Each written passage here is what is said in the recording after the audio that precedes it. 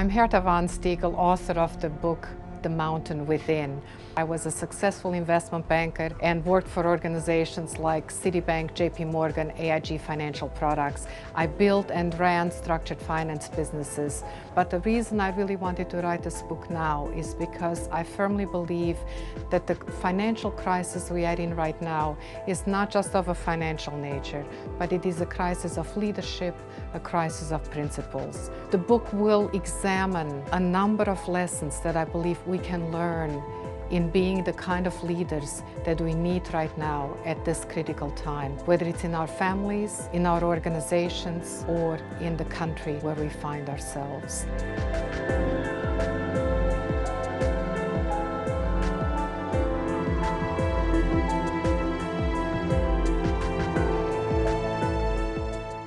The book, The Mountain Within, has a compelling narrative based on an expedition I led of disabled and non-disabled climbers up Mount Kilimanjaro.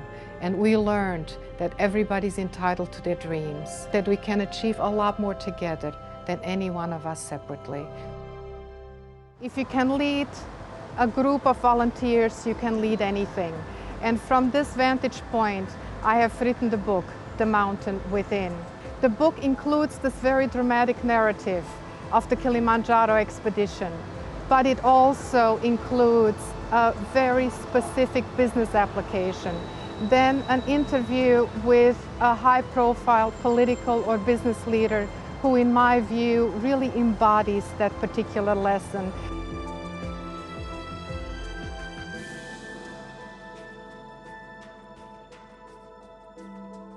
When I was 29, Playboy Enterprises got into serious financial trouble. And I persuaded my father and the board that I was the person who could lead the effort to turn the company around. In order to be able to do that, I realized that I had to pace myself, that this was going to be a marathon and not a sprint, and learning how to pace myself became critical to my ability to succeed.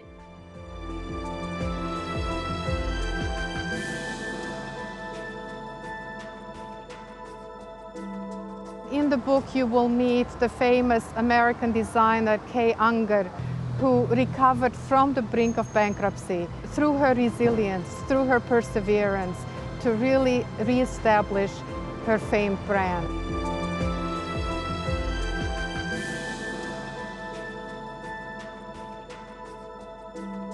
You will meet some of our climbers.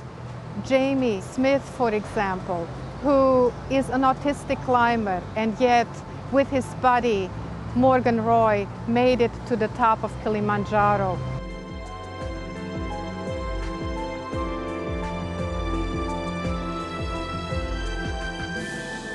I think when you're preparing, it's a really good question to ask, what do I need to do to enable this person to help me do what I want to do? What are the obstacles in their way that would make it more difficult for them to help me?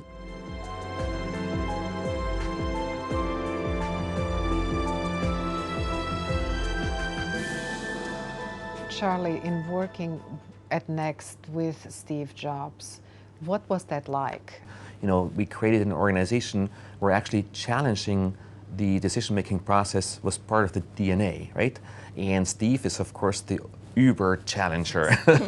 I love that. When I get on a board, the person who has the most opposite opinion of mine, that's the person I'm going to have lunch with right away, because I'm going to learn so much from them. The last lesson being, don't stay too long at the top.